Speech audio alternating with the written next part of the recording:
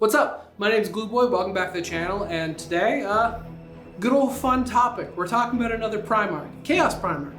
But before I get into him real quick, I will mention, I don't like doing this at all. I hate YouTuber shit, but like, damn, I'm like right next to 1K.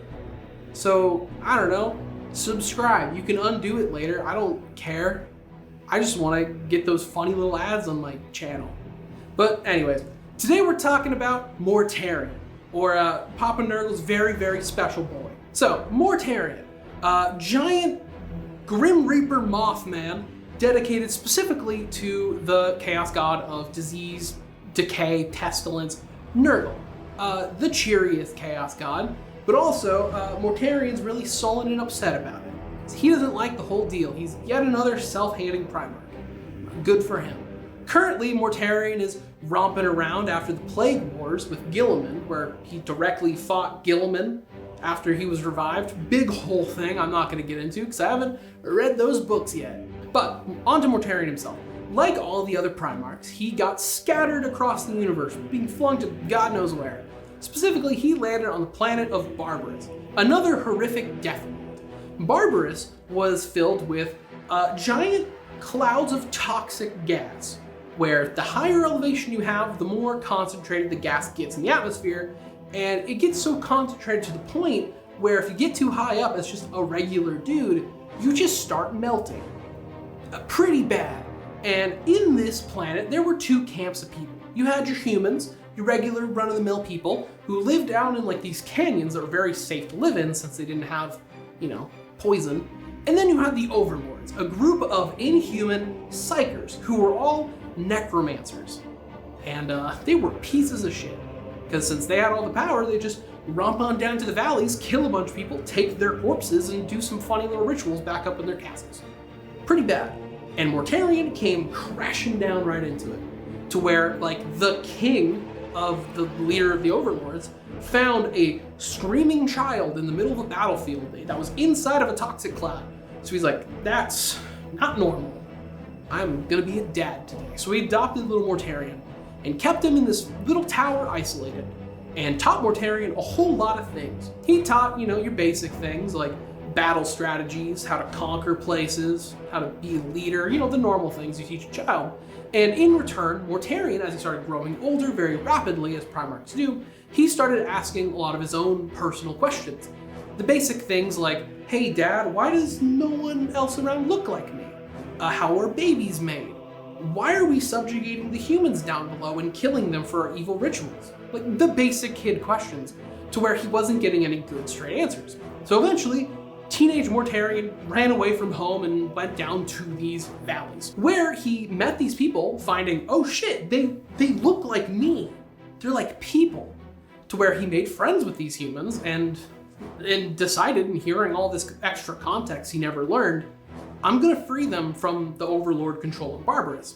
And so he got to fucking work. For the first time in Barbarus' history, they were finally under a single banner, fighting against a common cause, and were able to actually strike some serious wins against the Overlords for the first time. Because Mortarion, being a genius fucking Primarch, and also able to create methods of people, surviving the toxic clouds. He was able to help build armor to resist the poisons, and also teaching them how to just fight in general. And they started winning real big until eventually the final conquest. The keep where Mortarion's adoptive father was, at the highest peak in Barbarus with the highest concentrated poison cloud. Mortarion could physically not get up there, and neither could his armies. It was after one of these just conquests that Mortarion started hearing that there was a newcomer on Barbarus. This random fella who kept talking about liberation from the Overlords and joining this thing called the Imperium of Man. Whoever could this be?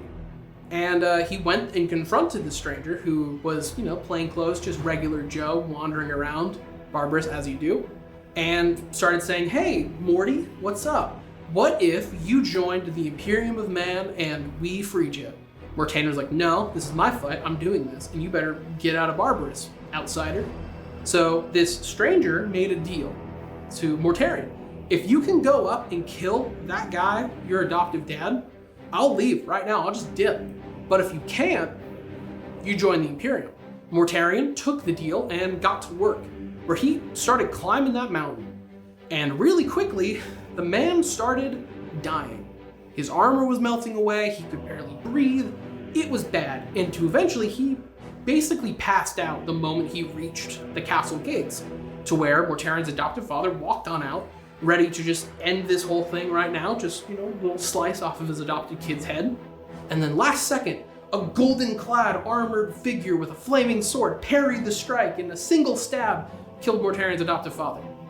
And then looked down and said, haha, you're with me now. You couldn't do it. Welcome to the Imperium, son. I'm your dad, your real dad. And Mortarion joined the Imperium, a thing he would hold against the Emperor for fucking ever, because his kill got stolen. That's not cool. His honor, which, honestly, this is yet another, big E.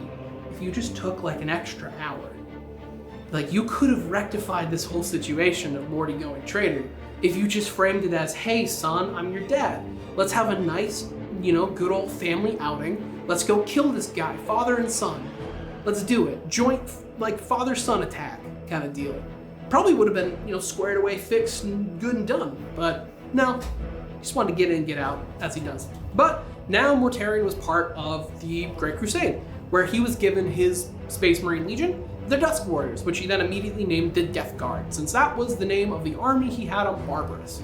And he went to work meeting his new brothers and was kind of a loner, because no one really liked Mortarion, because he was a sullen, reclusive weirdo who, your average convention goer, also emanated a toxic fog whenever he walked past you. Mainly because these weird tube things he's got that just spits out green gas, whatever those are for.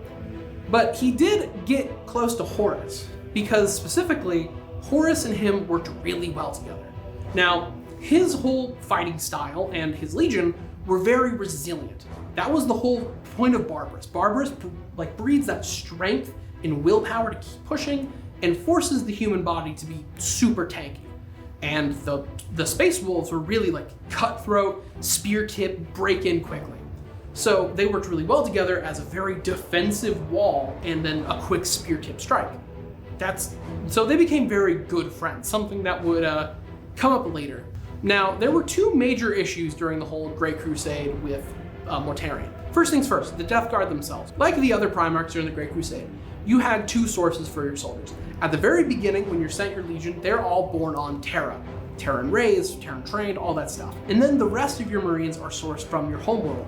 Now, Mortarion had a giant bias for the warriors on Barbarus, because he viewed, and the other warriors believed, Barbarus made you stronger inherently, just living there. So he and a lot of his men considered the Terran-born Marines a bunch of pussies who couldn't handle anything. Where typically the Death Guard would be the ones to go in and you have to kill an alien race off a Death World or any place that's just generally uninhabitable, to where everyone from Barbarus is that's my Saturdays. Easy shit. We can get this done in an afternoon. To where the Terran ones might be ooh, a little worried, guys. Hope my augments can take this. But however, with all that shit talk said, from the Terran-born Death Guard, we got the absolute Chad Nathaniel Garo, so there's something. This dude's dope as shit. And then secondly, we have the main issue with Mortarion a lot of things.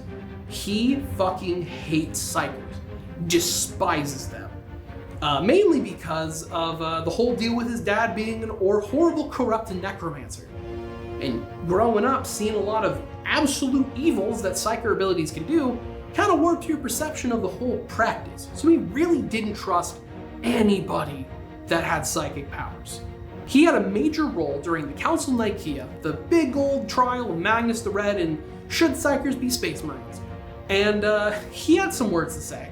However, in a shockingly good call from Mortarion, he did what no one else at that meeting did. Now, everyone else went up there and talked all high and mighty about how cool we are that we're Psykers. We're better than you, too. Psykers are dangerous. Mortarion walked up and in a couple minutes, it's I don't like Psykers and here's my reasons why. See ya. We're done. A nice, short and quick speech, which honestly swayed the Emperor really well, because he was probably dozing off real hard during that meeting. And it was even to the point where there were actually some psychic Death Guards, which were treated pretty poorly. And then you had Typhon, who was like the first captain, his right-hand man, who was a psyker the whole time, but had to repress it and hide it from Mortarion, because man would have fucking snapped if he learned that the first captain was a psyker. But eventually, Horus decided to turn a little bit traitor, and one of the first people he talked to was Mortarion, since they're very close, and asked, hey, do you want to go beat up Dad? For Mortarion was pretty quick to be like, yeah, I'm still upset that he stole my kill. And like Horus pressed a little bit, like, hey, you know, Big E's a psycho, right? He's like, yeah, reminded me, now I'm even more into killing him. To where he was the guy that orchestrated the virus bombing of Istvan 3. That was largely Mortarion's doing. And from here, he actually was able to wipe out the Terran-born legionnaires on Istvan 3, to the only real survivor being Nathaniel Garro during the events of the Flight of the Eisenstein, which is a dope-ass story I'll get into when I get a video on Nathaniel Garro. The other major thing to note, Mortarion's fall. Now, this was a funny little event that was largely on Typhon, the guy I mentioned earlier, first captain. As I said, he was a psyker that had to hide his powers, and to the point where there was a mission they went on where they had the Sisters of Silence, blanks, you know, the ones that cause physical pain to psykers, and Typhon had to hide this pain around the Sister of Silence, and also to keep his cover, saved one of them from dying, like pulled them out of some shit, physically touched them. That's a lot of willpower, and a lot of strength, commendable. Not commendable what he did later, because eventually he made friends with everyone's little favorite fuckhead, Erebus, who told him about the cool powers of chaos and how you could be accepted as a psyker. He thought seems pretty cool, and on ruminating on it, really got into the idea of like pestilence and disease and all that stuff, to where he struck a funny little deal.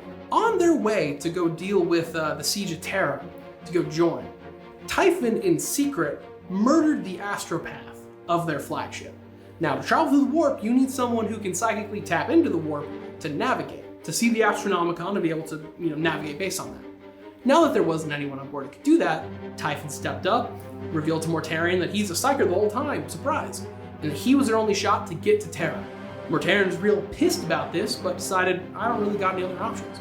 So he went with Typhon, and Typhon shot them right into Nurgle's domain in the warp, to where immediately the ship exploded and disease, rot, everyone was boiling over and not dying. That was the worst part.